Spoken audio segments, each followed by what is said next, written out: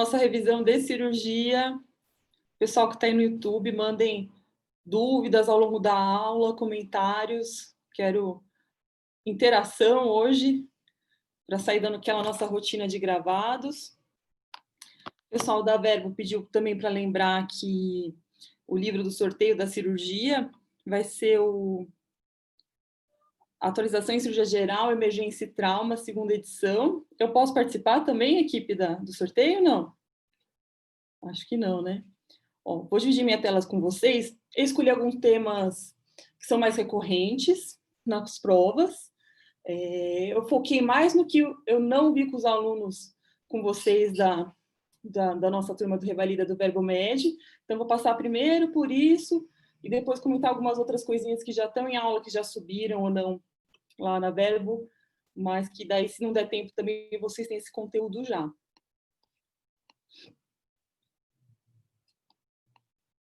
Então, vamos aqui para o primeiro, começando. Ó, uma coisa que eu acho importante a gente saber é sempre questão de prova, são os tipos de ferida. Então, vocês lembram aí da classificação? Limpa, potencialmente contaminada, contaminada e infectada.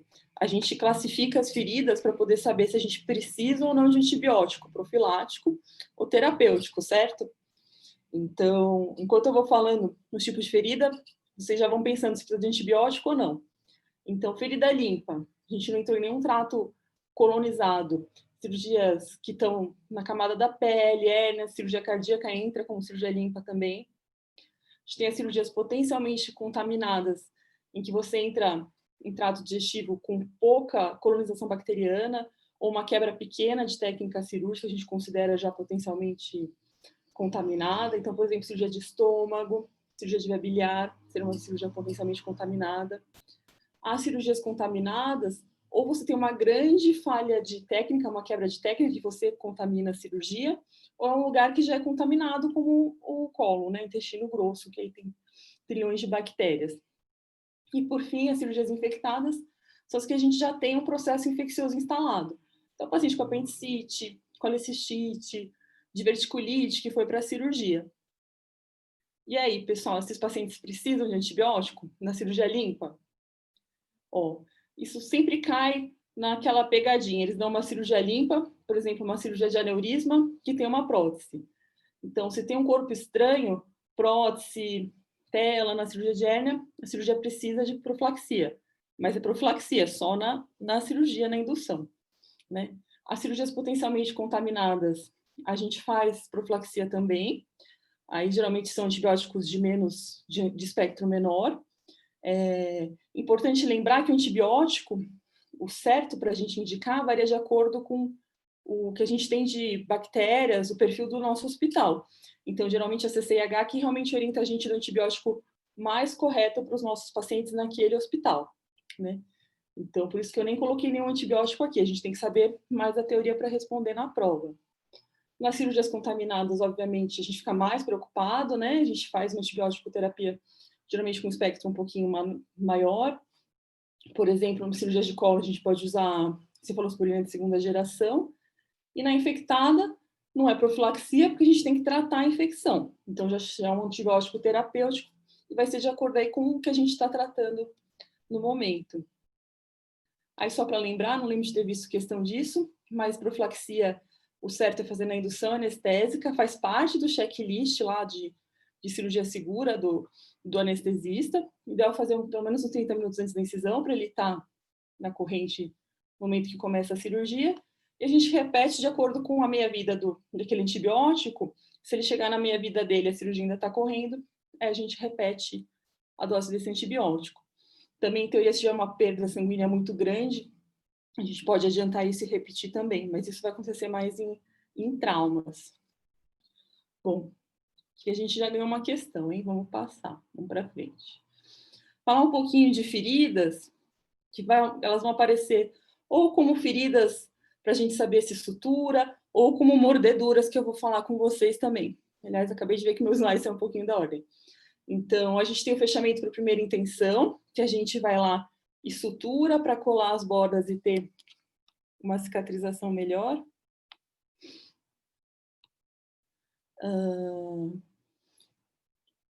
ou fechamento por segunda intenção, que a gente tem uma ferida muito contaminada, que se a gente fechar, a gente tem um risco de infecção maior, então a gente vai conversar sobre isso. E o fechamento por terceira intenção, que você deixa a ferida aberta por um momento, a gente conversou, quem viu a aula de enxertos e retalhos vai lembrar, a gente deixa feridas muito grandes ou muito contaminadas, você trata essa ferida, e depois, se você conseguir, você pode fazer um retalho, enxerto, às vezes até um fechamento primário, né? Em geral, a gente falava sempre que mais de 6 horas não era para suturar, hoje em dia ampliou um pouco isso, principalmente face, tanto por estética, quanto pela vascularização, que é muito boa da face, a gente acaba garantindo um tempo maior para suturar, então até 24 horas, membros também até 18 horas. Né? O que a gente não vai suturar de jeito nenhum? Feridas com uma contaminação muito grande, mordeduras, a gente vai discutir, algumas suturam, algumas não. Vou falar para vocês mais para frente, a gente vai dividir em risco, alto risco, baixo risco, mas de mordedura humana nunca suturar, né? Lembrar que mordedura humana é muito mais contaminada que de animais. E as entradas e saídas de projétil de arma de fogo a gente também não sutura. E a gente tem que lembrar nessas feridas também da profilaxia do tétano, né? O que você faz quando se tiver uma questão lá de ferida na prova? O que você tem que saber que você tem que fazer? Você vai fazer a limpeza da ferida, então lavar bastante, antisepsia, anestesia local. A gente tem que ver se tem um corpo estranho na ferida, imagina, né? Se você deixar lá um caco de vidro, um pedaço de alguma coisa, não pode. Então, a gente anestesiou, explora a ferida. Se tiver tecido desvitalizado, tem que debridar também. E daí que você vai suturar a ferida, se for uma ferida que a gente vai fechar por primeira intenção. Tá bom? Eu vou pular esse aqui da mordedura, porque eu queria falar para vocês do tétano, que às vezes cai em prova, né? E a gente tem que saber. Só parando para olhar. Veio uma pergunta aqui de scores, classificação, critérios. Se puder dar só uma detalhada, se é de alguma coisa específica que vocês querem saber, para eu responder mais para frente, tá bom? Essa pergunta. Bom, voltando para o tétano. O que a gente tem que saber? A gente vai indicar a profilaxia para todo mundo? A gente acaba dividindo em risco mínimo e alto. A gente vai olhar também se a pessoa já fez profilaxia, está com as vacinas em dias ou não. Então, como é que a gente divide? A tabelinha é a tabelinha do Ministério da Saúde que eu peguei para vocês. E eles dividem a primeira parte em risco mínimo e a segunda parte em risco mais alto. Então, uma ferida pequena, superficial, que não tem tecido desvitalizado, é risco mínimo. Saiu disso, ferimentos grandes, sujos, que tem corpo estranho, queimadura, mordedura, ferimento por arma de fogo, fratura exposta, a gente entra nessa segunda parte da tabelinha, que é o alto risco. E a gente precisa saber se a pessoa já foi vacinada ou não. Aquelas regrinhas de limpeza, desinfecção, lavar, retirar tecido desvitalizado, guarda isso para todo mundo, que fica mais fácil de lembrar para a prova, né? Na tabelinha do SUS eles acabam deixando um pouquinho diferente, mas é básico, na vida real você vai fazer a mesma coisa. Então, quando o paciente já tem as vacinas em dia, tem as 3 doses, e com pouco tempo, até 5 anos, a gente não precisa repetir nenhuma, tanto baixo risco quanto alto risco. Se o paciente tem essas 3 doses entre 5 a 10 anos, eu vou repetir, fazer um reforço só no pessoal que é de alto risco. Se eu não sei, a pessoa não lembra, ela tomou menos que 3 doses, aí você sempre vai vacinar, mas se for de alto risco, você tem que fazer ou a imunoglobulina ou soro antitetânico, né? E aí os pacientes que estão com as doses certinhas, mas têm mais de 10 anos, você vai vacinar tanto o paciente com risco mínimo quanto com risco alto, e eles colocam situações especiais que você vacinaria todo mundo também. Então, acho que é bem fácil de lembrar, né? Tá com as doses certinhas, não repete e não dá soro, nem imunoglobulina. Se tem entre 5 e 10 anos, é uma ferida com maior risco, reforça. Se tá chegando aos 10 anos e é uma ferida tanto de baixo risco quanto alto risco, reforça.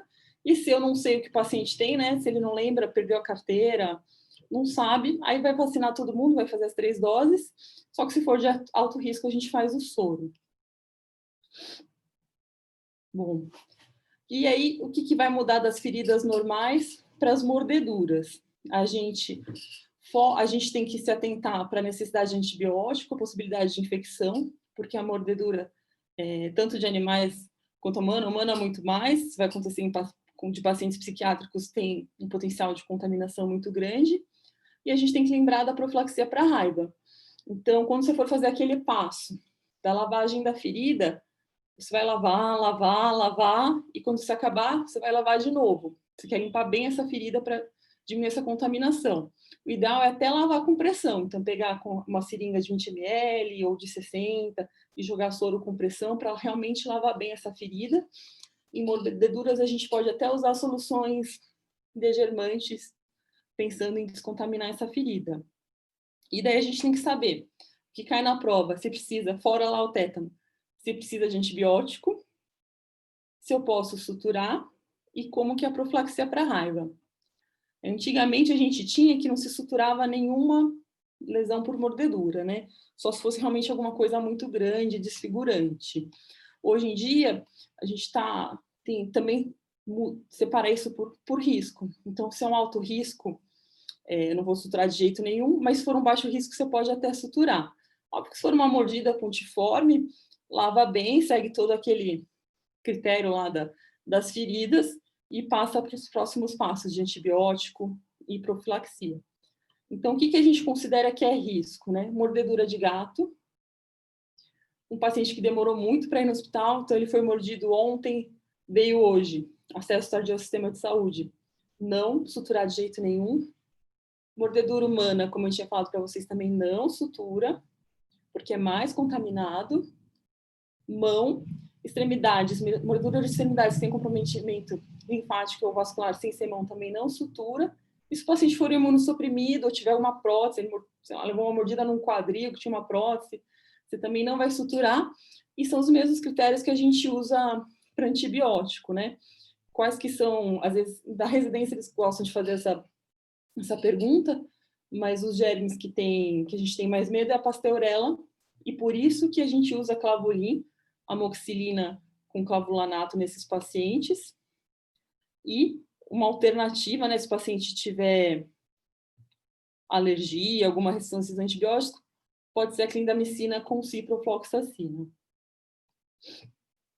E aí, finalmente, a profilaxia da raiva, que aí não tem jeito, gente, vocês têm que saber, porque volta e meia eles perguntam, é uma pergunta meio batida, assim. Daí a gente depende, basicamente, se a gente sabe, se a gente tem contato com esse animal ou não, e do tipo de ferida. Então, geralmente, uma ferida leve, que o animal que mordeu é do dono, ele consegue vigiar, é do vizinho, a gente vai lavar normalmente e observar o animal. Se o animal ficar bem, não precisa fazer nenhuma profilaxia para raiva. Se o animal adoeceu, ele sumir, então, por exemplo, ele foi mordido, o animal fugiu, aí você precisa encaminhar o paciente para essas 5 doses de vacina, né? Mesmo que seja um ferimento superficial, se o paciente tiver alguma suspeita de raiva ou se for um animal que desapareceu, igual eu falei para vocês que fugiu, a gente vai vacinar. Muda um pouco quando a gente vai fazer os esquemas, né? Então, eles começam... Esse paciente está em suspeita, mas não tem confirmação, vai fazer uma profilaxia, e se for confirmado o paciente sumir, daí você completa as 5 doses. Essa tabelinha parece grande, é a tabelinha do Ministério da Saúde, viu, gente? Se vocês quiserem depois ter para reler, dá para achar no site do Ministério, só digita lá, raiva, Ministério da Saúde, que vocês conseguem, tá bom? Acidentes mais graves, a gente fica mais preocupado. Então, óbvio, eu conheço o animal, ele não tem nada, a gente vai observar o animal e iniciar o esquema de profilaxia. Se ele ficar bem, a gente não precisa fazer mais doses. Se ele sumir, tiver raiva, daí a gente completa. E tudo acima, né? do animal que a gente consegue vigiar, a gente vai começar com isso. Começa com a profilaxia e observa o animal. Se ele já tiver raiva, ou se ele morrer, igual lá em cima, a gente faz as 5 doses.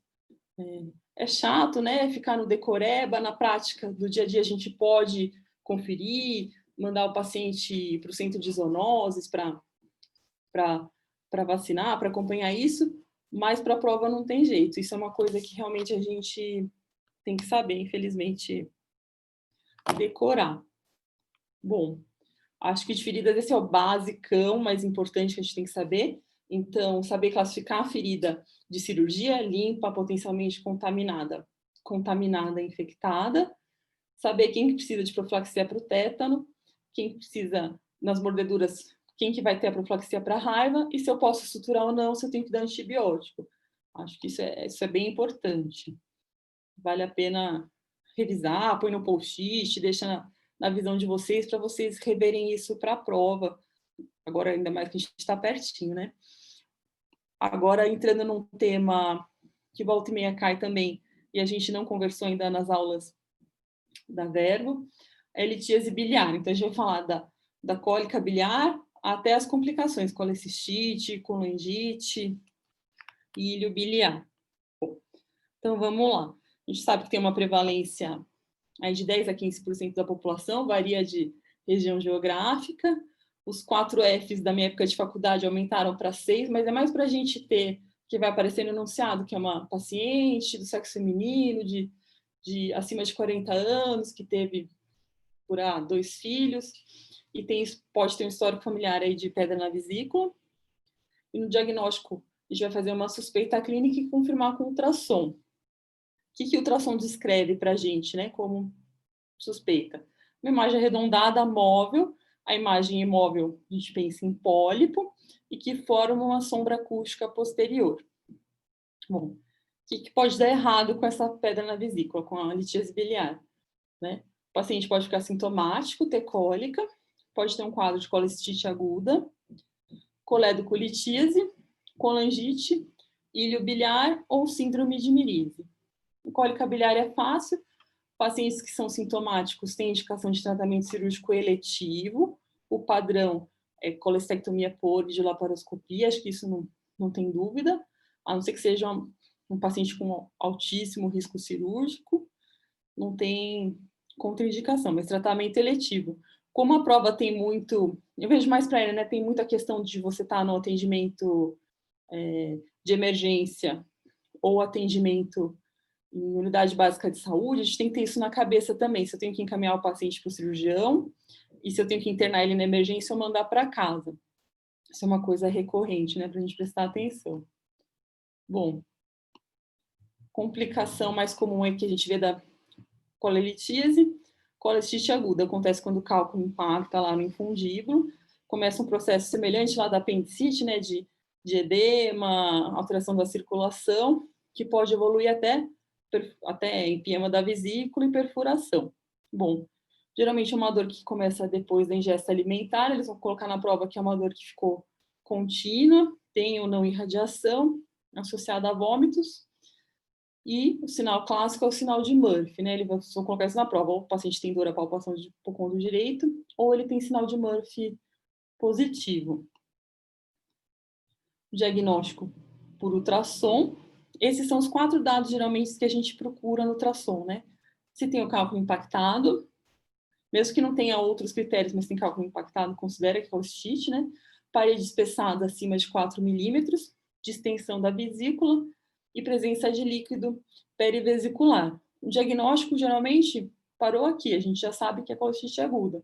A não ser que tenha um quadro muito atípico, um idoso com uma dor abdominal super esquisita, aí que a gente vai fazer algum outro exame de imagem, mas na maioria das vezes não precisa, só ultrassom. Bom, a gente tem uma tendência de classificar ela, aquela classificação de Tóquio, eu abrevio desse jeito, que é o que importa pra gente. Se é uma colecistite que o paciente está bem, não está séptico, não tem abscesso, não tem nenhuma complicação local, ela é leve. Ele pode ter complicações locais, igual eu falei para vocês, abscesso, alguma coisa nesse sentido, ou ele pode estar entrado em sepse por conta da colecistite. Aí ele vai colocar no enunciado para vocês, que é um paciente que chegou mais grave, taquicárdico, com febre, leucocitose e tudo mais. O tratamento básico é colestectomia, do mesmo jeito que a gente falou lá atrás, por vídeo, né? Os pacientes TOC 2, que são essas as complicações locais, têm mais risco de ter problemas durante a cirurgia, mas mesmo assim a gente começa por laparoscopia. E o ideal, na prática, é fazer isso até 72 horas. A gente tem a opção, né, de fazer o tratamento cirúrgico ou fazer antibiótico terapia e operar no segundo tempo. Mas o ideal, nesses casos precoces, é operar. Aí a gente tem, que a gente pode enfrentar, às vezes são pacientes que têm um risco cirúrgico muito alto, ou um tempo de história mais prolongado, que é isso que eu falei para vocês, a gente vai fazer antibiótico terapia e operar no segundo tempo, a gente espera aí em torno de 6 semanas para operar. Só que se esse paciente estiver em sepse, com alto risco, eu não vou operar, mas eu tenho que fazer alguma coisa. Então, daí a gente tem essa opção da colecistostomia percutânea. Eu não vi cair em provas do Revalida, que eu revisei, mas é importante a gente saber. Então, se eles colocarem um paciente super grave, às vezes um paciente com ascite litiásica, que é paciente da UTI, que está chocado, está séptico, não dá para você levar para o centro cirúrgico, então provavelmente vai aparecer essa possibilidade aí de opção de tratamento na prova. Nessa prova do ano passado, se não me engano, tinha uma questão bem confusa, que era uma mistura de pancreatite com colangite. A gente vai chegar já no tratamento aqui nos slides. Bom, coledocolitíase. Então, a gente já tratou a cólica biliar, com a ciste aguda, agora é um cálculo que foi para o colédoco. Então, o que a gente vai ter de quadro clínico? O paciente pode ter aquela mesma dor, hipocôndrio direito, com radiação para o dorso, ele vai ou não ter vômitos, e como a via biliar dele está obstruída, ele vai ter sinais de obstrução, icterícia, colúria. A colia geralmente aparece em quadros de obstrução completa, então nem sempre em coledocolitíase vai vir essa informação na prova. O que ele vai ter de laboratório aí? Vai ter bilirrubina total aumentada, às custas de bilirrubina direta, porque é uma obstrução, né? Não é uma hepatopatia. Uma das coisas, depois da bilirrubina mais sensível que a gente tem de dado de laboratório que sugere coledocolitíase é a gama-GT. E daí no ultrassom, nem sempre eles vão dizer para a gente que tem coledocolitíase. Ele vai dizer que tem colelitíase, vai ou não descrever dilatação de via biliar extrahepática, e às vezes o ultrassom fala para a gente que tem coledocolitíase. E aí que gera o problema, né? A gente tem que fazer esse diagnóstico para poder dar um tratamento. Então, o que a gente faz se o ultrassom não viu o cálculo? A gente tem, o que a gente tem de opção? A gente tem a ressonância CPRE. O que a gente tem que saber? A CPRE, a gente está pensando já num tratamento. Então, se eu quero fazer o diagnóstico do cálculo na vesícula, a gente vai partir para a ressonância com colangiorressonância. Para a coledocolitíase, ela é bem superior à tomografia, e a gente confirma um diagnóstico para daí poder partir para a CPRE. No CPRE, a gente vai fazer o diagnóstico mais o tratamento, então se faz a papilotomia, extrai o cálculo, e depois, pode ser no dia seguinte, aí depende da sua conduta, da conduta do serviço, no momento posterior você tem que fazer a retirada da vesícula, a colestectomia. Bom, o que pode acontecer na CPRE? Se ele não conseguir remover o cálculo, ou a gente tiver uma via biliar que já é muito dilatada, então ele vai tirar o cálculo e vai continuar formando o cálculo, a gente parte para o tratamento cirúrgico. Se ele só não conseguiu remover o cálculo, a gente faz a colestectomia, explora a via biliar. Agora, se ele já tem uma via biliar que é muito dilatada, a gente parte para a colestectomia, mais uma derivação biliodigestiva. Tá aí tudo bem? E aí, como é que eu sei que é coledocolitíase e não é tumor? O que me ajuda? Né? O que eles vão colocar na prova que me ajuda? Geralmente, o valor de bilirrubina de coledocolitíase é menor que a do tumor, né? Geralmente fica ali no máximo em torno de 8, 9. A coledocolitíase, ele pode contar uma história que já ficou ictérico e melhorou, ou a gente tem oscilação da bilirrubina, porque o cálculo pode flutuar ali na via biliar, então ele não necessariamente vai ficar com aquela bilirrubina subindo ou sempre alta, sendo em contraste com o tumor, que ele obstrui a via biliar, aquilo não melhora, né? A tendência da bilirrubina é ir só subindo e aí vai para níveis mais altos, 12, 13, em casos mais graves, bilirrubinas mais altas até, né? O paciente da coledocolitíase conta episódios prévios de icterícia, o paciente de tumor não. A idade do paciente serve de alerta, não é porque o paciente é idoso que vai ser tumor, mas a gente tem que levantar essa hipótese na nossa mente. E o ultrassom pode te ajudar. Óbvio que se o ultrassom vê coledocolitíase, fica mais fácil se eles derem essa descrição na prova, né? Mas na prática, na vida prática, nem sempre o ultrassom te ajuda. E nada impede da pessoa ter cálculo na vesícula e ter tumor. Então, a gente tem que juntar todos esses dados para ajudar a gente no raciocínio clínico. E aí, partindo para a colangite, a diferença da coledocolitíase para a colangite é que na colangite a gente tem infecção da via biliar. É uma infecção potencialmente grave. Geralmente, a maioria das vezes, para a gente ter colangite, a gente tem tanto a obstrução da via biliar que propicia infecção. Né? Tirando pacientes de pós-operatório, de derivação bilidigestiva, geralmente você vai ter essa associação, né? Pode ser por coledocolitíase, pode ser por tumor, pode ser por estenose de via biliar. O mais comum, a gente vai pensar sempre em litíase e tumor. Primeiro, a gente vai atrás desses diagnósticos. Aí o paciente, a diferença que eles vão colocar para vocês da coledocolitíase, eles vão dar aquele mesmo quadro de dor, vômitos, icterícia, colúria, colia, e vai acrescentar ali na prova os comemorativos da infecção.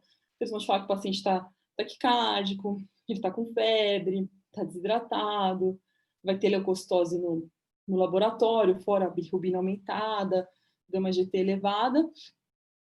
E aí pode ser que eles deem para vocês aqueles clássicos de prova, que são a tríade de Charcot e a pêndade de Reynolds. Então, a tríade de Charcot, acho que vocês lembram, né? Dor hipocôndrio direito, febre e icterícia. E quando o paciente entra em sepse, que ele fica mais grave, daí a gente tem a pêntade de Reynolds, que aí você vai acrescentar o que o paciente em sepse tem, hipotensão e rebaixamento do nível de consciência.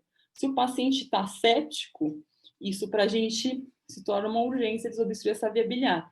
E é por isso que a gente tem que ficar atento na prova, se eles estão te falando só que é uma colangite com a tríade de Charcot, ou se eles te estão dando critérios de gravidade, né? Hipotensão e rebaixamento. Bom, aqui no laboratório a gente já falou, né? Vai ser parecido ali com a coledocolitíase, com esse diferencial, acho que vai vir leucocitose e PCR elevada. No ultrassom, a gente espera sempre que tenha dilatação da via biliar, porque a gente está pensando num paciente que está com a via biliar obstruída, e aí ele pode ou não te falar que tem coledocolitíase e cálculos na vesícula biliar. E daí a gente parte para o tratamento. De partida para todo mundo, você quer estabilizar esse paciente e começar um antibiótico de amplo espectro. Cobrir as bactérias da via biliar, que geralmente são as bactérias que a gente tem ali ascendentes no intestino. E daí a gente vai para a descompressão da via biliar. Se é um paciente que chegou bem com tríade de Charcot, você vai fazer todos os exames, estabilizar ele e pedir a CPRE. Agora, se o paciente chegar grave, ele está em pêntade de Reynolds, a gente não pode esperar. Ou se você tem a CPRE, você faz a CPRE. Se você não tem, você tem que fazer alguma coisa cirúrgica para melhorar esse paciente. Então, se for via biliar, se for coledocolitíase, você vai explorar a via biliar. Se for tumor, você vai derivar isso de algum jeito. E aqui, para fechar, então, essa parte de vesícula, para a gente mudar um pouco de assunto, lembrar só do ilho biliar, que é uma questão que pode ser perguntada para vocês em prova. Então, o ilho biliar seria uma obstrução intestinal por um cálculo biliar, então o paciente provavelmente tem um processo aí crônico, aí inflamatório, que foi fistulizando a vesícula para o intestino de alguma maneira, geralmente é para o duodeno, que está ali pertinho, e é um cálculo que consegue chegar no ilho e é grande o suficiente para obstruir, parar ali na válvula iliocecal. O paciente vai vir com um quadro clínico de abdômen agudo obstrutivo, então distensão abdominal, dor em cólica, vômitos, parada de eliminação de gases e fezes. E o que vai ajudar a gente a fazer esse diagnóstico é o exame de imagem.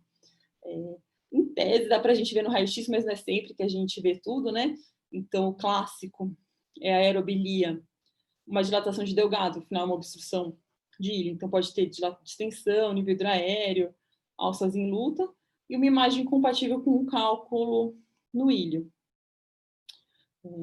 Se o raio-x ATC, geralmente, detalha melhor para a gente que o raio-x, apesar de, teoricamente, a gente conseguir ver essas imagens no raio-x. E aí, a conduta. Pena que eu não fico no chat, não consigo ver para poder interagir um pouquinho mais, né, nessas horas com vocês.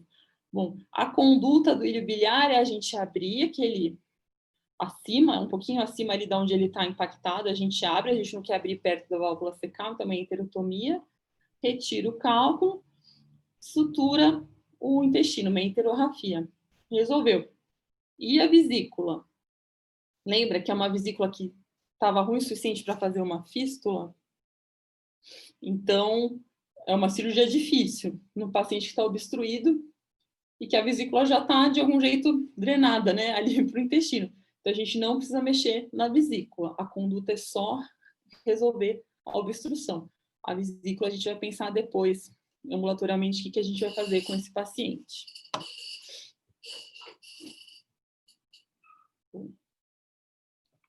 Dúvidas de assuntos de vesícula, pessoal? Se tiverem alguma dúvida, só me avisar.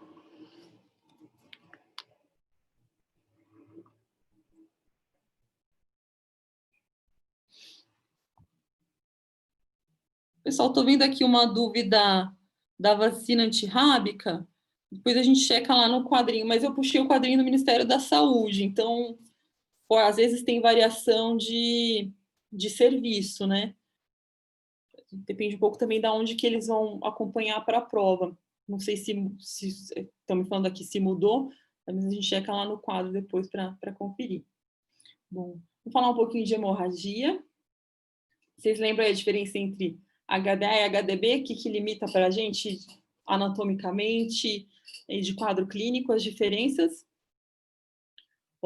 Então, anatomicamente, em teoria, HDA é o que acontece até o ângulo de trás. Então, esôfago, estômago e duodeno. Dali para frente, jejum, ilho, intestino grosso, reto e ânus, hemorragia digestiva baixa. Aí o quadro clínico vai mudar um pouquinho. Na HDA, ou o paciente, o estômago encheu de sangue, geralmente para encher de sangue ele vomitar, tem que ter uma quantidade boa ali de sangue, um paciente vai chegar mais grave, ele vai ter hematêmese, ou um paciente que chega com histórico de melena, porque aquele sangue foi passando no tubo digestivo e foi digerido, por isso que ele sai com aquela característica, né, de um odor fétido, escurecido. Paciente com HDA pode ter enterorragia? Vocês podem colocar na prova, assim, para vocês? Pode sim. Só que para o paciente com HDA tem enterorragia, ele geralmente tem um sangramento tão grande, tão importante, que aquilo passou pelo trato digestivo dele sem dar tempo de digerir e formar melena. Então, a gente tem que pensar, geralmente o paciente com HDA com enterorragia também, ele vai chegar mais grave, vai chegar taquicárdico, hipotenso, escorado, é um paciente potencialmente grave. E nas HDBs a gente tem basicamente quadros de hematoquesia e enterorragia, né? Diferenciando os quadros. Causas dos dois. Eu pergunto, eu não posso ver o JET, mas eu vou perguntando para vocês. Então, de HDA, a gente tem que ter, para a prova, a gente tem que saber bem a conduta de úlcera péptica, que é o mais comum, e de varizes de esôfago. Tem outras causas, malorivais, lesão de Lafoix, mas essas são as principais, que geralmente é o que vem na prova para a gente. De HDB, aí entra num grande leque de possibilidades, né? Doença diverticular, hemorroida, pólipo, ejectasias, divertículo de Meckel, entra num espectro muito grande. Para facilitar a nossa vida, a gente tem que saber diferenciar as condutas. Então, o que a gente faz basicamente? Independente se é HD ou HDB, o paciente chegou, é uma hemorragia, o paciente que está grave ou potencialmente grave, a gente vai monitorizar ele, pegar acesso venoso, fazer reposição volêmica. começar com jejum. Esses pacientes de HDA, a gente entra com inibidor de bomba de próton, mesmo sem a gente saber ainda se é varizes ou úlcera. Geralmente, na prova, provavelmente eles vão dar comemorativos clínicos que ajudam a gente a diferenciar, né? Então, o paciente tomou anti-inflamatório, é tabagista, tem um histórico de gastrite, provavelmente ele quer me jogar num quadro de úlcera. O paciente está ictérico, bebia muito, teve hepatite C, ele quer me fazer pensar num quadro de varizes de esôfago. Então, você já separa na sua cabeça o tipo de conduta que você vai dar, né?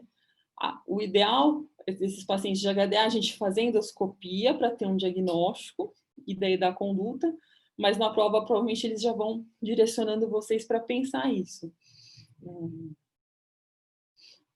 Então, falar aqui um pouquinho de HDA antes de pular para HDB. Pensando em úlcera péptica, a gente vai ter o diagnóstico por endoscopia. Eu acho importante vocês saberem a classificação de Forest. Ela é bem tranquila, né? Então, um é ativo, um A em jato, um B em vavação. 2A, 2 é o sangramento recente, então ele vai te falar ou que tem um vaso visível, ou que tem um coágulo aderido, ou que tem restos hemáticos ali. E 3 é só fibrina, é uma úlcera normal. Tratamento de úlcera de cara é sempre endoscopia.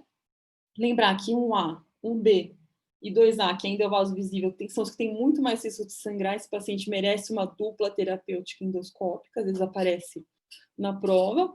Se ele ressangrar, a gente tenta endoscopia de novo, e daí se ele ressangrar, vai para a cirurgia. Úlcera duodenal a gente pode suturar só, geralmente elas são sangramento posterior, né? Então você abre, faz uma duodenotomia, sutura ali o vasinho que está sangrando e fecha o duodeno. Para estômago, geralmente a melhor opção é gastrectomia, para lembrar para a prova. E se for varizes de esôfago, aí amplia um pouquinho mais o nosso leque de tratamento. Lembrar que a gente tem, óbvio, né, a gente precisa da endoscopia para fazer o diagnóstico, mas a gente tem a opção de tratamento medicamentoso, então telepressina ou octreotide. Mesmo assim, geralmente a gente manda esse paciente para endoscopia, e é o endoscopista que vai classificar para a gente se as varizes são de fino calibre, médio, grosso, se tem algum sinal de sangramento recente, para ele fazer uma terapêutica endoscópica. Lembrar, se eles colocarem numa prova, o paciente fez tudo isso e ressangrou, que a gente tem de opção, mais dramático, mas que funciona, é o balão de Sankstegen Blakemore. Então, você vai entubar esse paciente, proteger a via aérea, passar o balão, deixar ele no máximo 24 horas com o balão, porque senão ele está fazendo pressão ali no esôfago, vai esquemiar as paredes, né? E daí, quando você desinsuflar o balão, você vai repetir a endoscopia para ver o que aconteceu. Então, de HDA, a gente tem que lembrar essas duas doenças, úlcera péptica e varizes de esôfago. Provavelmente eles vão abordar uma ou outra, né? De HDB, para a prova, que a gente faz na prática também, se a gente fez todos aqueles passos iniciais, né? Estabilizou, jejum, a gente faz endoscopia para descartar que seja uma hemorragia digestiva alta, e daí que a gente vai investigar HDB. É importante em todos esses pacientes toque retal, né, gente? No HDA, a gente quer confirmar ali, melena, se tem sangue vivo, e no HDB, às vezes, pode dar para a gente um diagnóstico, por exemplo, um tumor de reto, que eles podem pôr na prova para sacanear, assim, mais pegadinha, um quadro de HDB, que tem hemorroida, para saber se você investiga ou não. Lembrar, gente, que muita gente tem hemorroida, mas ela não é a principal causa de enterorragia. Então, mesmo que o paciente tenha hemorroida, mas tem enterorragia, a gente vai investigar, vai fazer colonoscopia, que é o exame de escolha. Em alguns casos, ele vai ser tanto diagnóstico quanto terapêutico. Por exemplo, um divertículo, que ele vê ali de onde está sangrando, o endoscopista consegue clipar aquilo e parar o sangramento. Geralmente, esse nível de detalhe que eles pedem em prova para vocês. Alguma dúvida, comentário de hemorragias? Vou passar para outro assunto que cai bastante, que é pré-operatório. Vamos ver se vem alguma pergunta. Bom, de pré-operatório, pus só para a gente lembrar aqui a classificação do ASA, que é o ASA 1, paciente que não tem nada. O 2, uma comorbidade compensada, hipertenso controlado, diabético controlado. ASA 3, uma doença descompensada. O ASA 4 é uma doença já sistêmica que está ameaçando a vida. E ASA 5 é o paciente que, se a gente não operar, ele vai morrer. Então, é um paciente bem grave. E o ASA 6 são os pacientes de morte encefálica, que são doadores de tecido. Bom, por que eu pus isso aqui? Porque para saber se a gente pede exames ou não, o que a gente leva em consideração é geralmente a idade e o ASA. Então, um paciente de abaixo de 40 anos para a prova, né? Pode até variar de serviço. ASA 1, em tese, não precisa de exames. Então, eu posso fazer uma herniorrafia inguinal, indicar e operar esse paciente sem ter nenhum exame. Nem exame de sangue, nem exame de imagem. Agora, aí que entra a pegadinha das provas, que é a cirurgia com anestesia local, que eles gostam de colocar, que é a catarata. Para catarata, a gente tem que lembrar que é uma cirurgia mais simples, com anestesia local. Então, esse paciente ele pode ter 70 anos, 60. Se ele tiver uma hipertensão controlada, ele não precisa de exames. Então, essa é uma pegadinha importante. Bom, para todo o resto que eu vou pedir exames, né? O que eu preciso? O que é o básico de exames que a gente pede? Hemograma, ureia creatinina só de potássio, glicemia de jejum e coagulograma. Isso de laboratório, raio-x de tórax e eletrocardiograma. Tudo que vier além disso, ou é específico da cirurgia, ou é porque o paciente passou numa avaliação especialista, cardio, pneu, e ele achou necessário. Mas esse é o básico que talvez eles possam perguntar em prova. Bom, o que mais que a gente tem que saber de pré-operatório? Que eles gostam de perguntar. Geralmente eles pintam todo aquele quadro e colocam um paciente que tinha um marca-passo e tinha uma hipertensão descontrolada, se você suspende ou não aquela cirurgia. Então, a gente tem que pensar que numa cirurgia eletiva, a gente não está lá para correr risco, nem pôr o nosso paciente em risco. Então, tudo que pode ser compensado ambulatorialmente, a gente vai suspender a cirurgia, encaminhar o paciente para o especialista mais adequado e daí remarcar a cirurgia. Então, hipertensão a gente controla no pré-operatório. Se no dia da cirurgia, vocês colocarem lá na questão que o paciente está com uma PA 180 por 100, vai te dar a opção de suspender. Controle pré-operatório, ambulatorial e remarca a cirurgia. No caso das coronariopatias, eu coloquei aqui mais para a gente lembrar que paciente com IAM a gente geralmente espera aí pelo menos 6 meses para a cirurgia eletiva, a não ser que seja uma urgência. E as outras comorbidades a mesma coisa, a asma, DPOC, diabetes mellitus, a gente quer compensar antes da cirurgia e depois operar esse paciente. Ou se na data da cirurgia ele estiver descompensado e tiver isso na questão, a gente suspende a cirurgia, retoma o controle ambulatorial e remarca a cirurgia. De medicações que eles podem perguntar para vocês. Também aparece essa pergunta, né? O que eu mantenho, o que eu suspendo? A grande maioria das medicações de uso contínuo a gente vai manter. Então, todos os antihipertensivos, estatina, corticoide de uso crônico, o paciente está com a adrenal suprimida, a gente não pode suspender. Puran, levotiroxina, a gente mantém. O que é um problema para a gente? São os anticoagulantes, que a gente tem que saber se a gente para e se a gente substitui, e as medicações para diabetes, que o paciente entrou em jejum, a gente vai suspender também para ele não fazer hipoglicemia. O AS, que quando eu era residente há muito tempo, a gente suspendia para todo mundo, depende do risco cardiovascular, então a gente vai pesar, geralmente aí com o cardiologista dele, e o risco de sangramento da cirurgia, né? Essa é uma cirurgia grande. Se o risco cardiovascular é baixo, não precisa suspender. Se não, você vai suspender por 7 dias, que é para ter esse efeito, como ele é um agregante plaquetário, a gente não tem jeito, tem que esperar esses 7 dias. Clopidogrel sempre suspende 5 dias antes.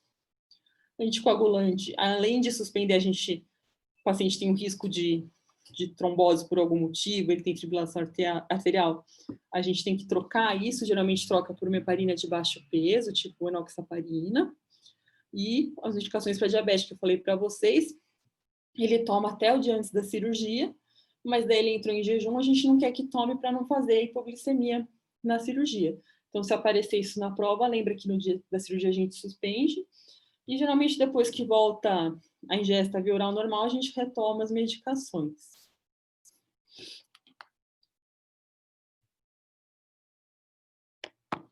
Estou olhando aqui, gente, só para saber se teve mais perguntas. Bom, repassando brevemente hérnias, que eles gostam também de perguntar na prova, daquele mesmo esquema, né, de atendimento primário e emergência. Então, as hérnias são as passagens de uma estrutura de uma posição que seria normal para uma anormal, tem sempre o nome do local cometido, né? Epigástrica, umbilical, lombar. Se é uma hérnia na incisão, vai ser sempre uma hérnia incisional. E eles vão colocar na prova do mesmo jeito que o paciente conta para a gente. Que tem um abaulamento, uma nodulação, um inchaço, e que isso geralmente reduz, né?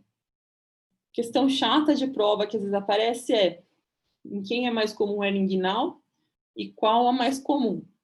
Vocês sabem? Vou lembrar que a hernia inguinal é mais comum em homem, né? E a mais comum é indireta. Para não ter que decorar, lembra que a indireta é a hérnia da criança? Acho que ajuda a lembrar que ela, para mim, isso fixa como sendo mais comum. Porque, né, lembrar que a gente pode ter desde a infância até adulto. Em bebê sempre opera a hérnia, hein, gente? Mesma coisa. É uma cirurgia que tem que ser feita rapidamente, a gente não espera. Bom, o que eles vão pôr fora isso da hérnia para a gente? Eles vão geralmente colocar você numa situação ou de atendimento primário ou de emergência, onde eles vão te dar uma hérnia encarcerada ou uma hérnia normal para saber se você vai encaminhar ele para um ambulatório, né? Vai encaminhar ele para cirurgia, ou se você vai encaminhar ele para uma emergência para ser operado. E aí você tem duas opções. Então, abaulamento que reduz, é uma hérnia redutível, esse paciente tem tratamento cirúrgico ambulatorial. Então, se eu estou na atenção primária, eu vou encaminhar ele para cirurgia. Agora, se é uma hérnia que não reduz, ele está com dor, é uma hérnia encarcerada, aí esse paciente virou uma urgência, eu tenho que encaminhar para o pronto-socorro, né? Encaminhar para um serviço de cirurgia de urgência. Que eles podem colocar mais, que a gente usa de parâmetro para saber que ela está estrangulada, é uma área que, além de não estar redutível, tem sinais flogísticos. Então, ela está hiperemiada, está quente. O paciente geralmente conta um tempo um pouquinho maior de história aí. Tem paciente que esconde, né? Chega no pronto-socorro, escondeu da família hérnia, acontece. E aí ele pode ou não ter sinais de obstrução intestinais associados, porque nem sempre é o intestino que encarcera ali na hérnia. Bom, passando rapidamente, então, o último assunto que eu vou falar com vocês, que com certeza vai cair na prova, no mínimo nas questões teste, às vezes cai nas questões discursivas, é trauma. Vocês têm que estudar a TLS. Não deu tempo de estudar mais nada de cirurgia. Fiquei perdido lá na epidemiologia, estuda a TLS. Vocês têm que ter isso na cabeça, né? Sempre tratar o que ameaça a vida primeiro. Então, a gente tem que saber que a gente precisa fazer o ABCDE. Então, via aérea, ventilação, circulação, neurológico e exposição. Sempre seguir essa sequência. Se eles derem uma questão escrita, que tem um politrauma lá, que não tem nada no A, você vai descrever, porque você avaliou. Isso faz parte da avaliação, isso tem que estar escrito na prova. Via aérea pélvica, mantém o colar cervical, por exemplo, né? Então, além de ter na cabeça, na hora numa questão discutiva, transcrevam todos esses dados na prova. Coloca tudo. Isso ajuda, eles vão avaliar se você fez o ABCD na questão, né? Então, no A é importante saber quem precisa ser entubado. Então, Glasgow menor que 8, básico, mas tem que lembrar, muito importante, e proteção da coluna cervical. Lembrar também que pode cair uma questão de queimadura, e aí eles vão te enrolar lá com uma questão gigante, e tudo que eles querem saber é se entuba ou se não entuba. Então, queimadura, mordedura, tudo que eles florearem, vocês vão seguir. Se tiver na questão, vocês vão seguir a TLS.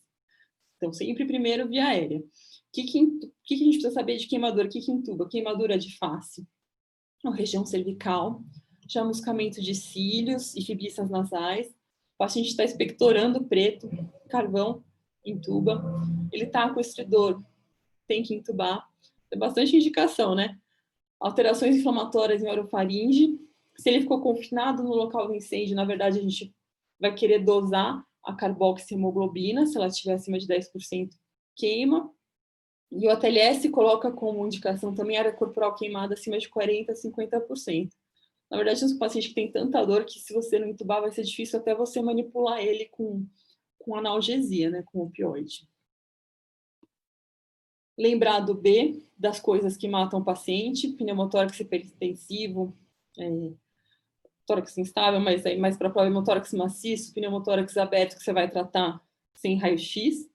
Então, se a questão sugerir isso, eu não vou pedir um raio-x, eu vou colocar o B, vou colocar minha avaliação e esse tratamento: drenagem de tórax, pneumotórax, curativo de 3 pontas e drenagem no pneumo aberto, e descompressão e drenagem no pneumotórax hipertensivo. E no C, lembrar sempre que é sempre choque hipovolêmico até prova em contrário. E nisso a gente tem que não só repor, quanto identificar a causa de trauma para tratar, né? Então, do último ATLS, lembrar que agora é 1.000 ml de soro, né, mais 2.000, espero que eles estejam seguindo na prova, né, dessa edição de 2018, se não me engano. Então, você vai pegar 2 acessos venosos, infundir 1.000 ml, reavaliar teu paciente, e daí procurar a fonte de sangramento. Tórax com raio-x, abdômen de preferência com FAST, pelve você examina, mas confirma no raio-x, esse é um raio-x de uma pelve super aberta. Ossos longos acumulam sangue, então uma fratura de fêmur fechada tem aí até 1,5 litro de sangue, choca um paciente. E sangramento externo, que é o mais óbvio, eles vão te contar na prova se tem isso. A maioria das lesões por trauma abdominal fechado são baço e fígado, e a gente faz tratamento não operatório. Se eles quiserem uma conduta de cirurgia na prova, provavelmente eles vão colocar na questão que é um paciente que entrou com uma lesão grave de fígado, que entrou chocado, você repôs, politransfundiu. Geralmente eles indicam para a gente, né, o que eles querem, não é tão difícil de identificar que eles querem isso na prova. E aí lembrar de escrever o D, o Glasgow, que a gente vai colocar, que vocês vão colocar na prova, né, que eles vão ter dados para vocês, a escala de Como de Glasgow e as pupilas, e lembrar que o E faz parte do ABCD, então se já é uma questão por escrito que está cobrando de vocês o ABCD, descreve tudo. Escreve que no E você despiu o paciente, que você rodou em monobloco, que depois você cobriu ele de volta. Tá bom? Mas acho que trauma, indubitavelmente, se vocês não tiverem estudado nada de cirurgia até agora, vale a pena parar e ler essas questões de trauma. Bom, isso é o que eu coloquei de questões para vocês. Não sei se a pessoa que tinha perguntado aí dos scores colocou de classificação e critérios. Eu acho que dessas coisas que são recorrentes em prova, então, por exemplo, classificação de Forest, Glasgow, isso daí você tem que saber, não tem jeito, que nem a raiva. A raiva a gente tem que ler lá a tabelinha do Ministério da Saúde e decorar. Mas agora, revendo, né, tinha essa questão aí das 4 ou 5 doses, eu puxei vou até checar, mas eu tinha puxado do Ministério da Saúde, ele coloca realmente 5 doses em todos, que pode acontecer, talvez mudar de órgão que a gente está olhando, mas essa informação aqui é que eu puxei do Ministério da Saúde, viu, gente? Que conta com 5 doses. De cirurgia, bateu aí com o que vocês estavam estudando? Alguma dúvida, alguma pergunta, alguma coisa que eu não falei, ou vocês querem saber de alguma questão? Mandem aqui, ou mandem para o pessoal do Verbo, eles me passam, a gente responde para vocês diretamente, ou no Instagram. Lembrar aí o pessoal que está participando do sorteio. É um livro bem legal, também queria participar, as regras estão lá no Instagram. E quem não abriu o vídeo no YouTube quiser mandar pergunta, a gente vai aproveitar esses minutos, pode mandar por lá, é só abrir o vídeo no YouTube, aí no chat do YouTube vocês mandam. Outra coisa que eu lembrei que eles adoram perguntar na prova do Revalida, não sei porquê, é hemorroida. Acho que eu vi em umas 3 ou 4 provas seguidas. Então, falar da hemorroida, se vocês mandarem alguma dúvida a mais, eu respondo agora ou mandem depois, senão a gente encerra.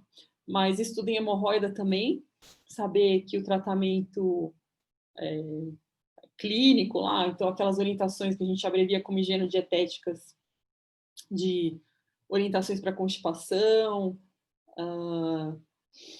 evitar papel higiênico na limpeza, e é um paciente que geralmente é cirúrgico, mas ele pode não ser cirúrgico, mas é um paciente eletivo, né? Então, um paciente de atenção primária pode encaminhar para avaliação, e um paciente de emergência, tinha uma questão com uma trombose hemorroidária, até uma fotinha assim, quando ela está mais bojudinha, durinha. Na vida real a gente vê ela roxinha, né?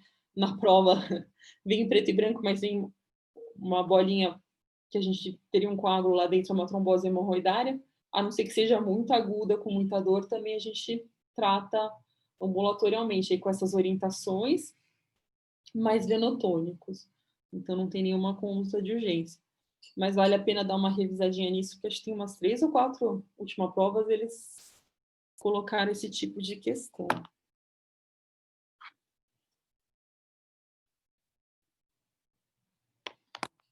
Bom, gente, então de cirurgia, a gente colocou coisas mais frequentes, óbvio que não dá para revisar tudo, né?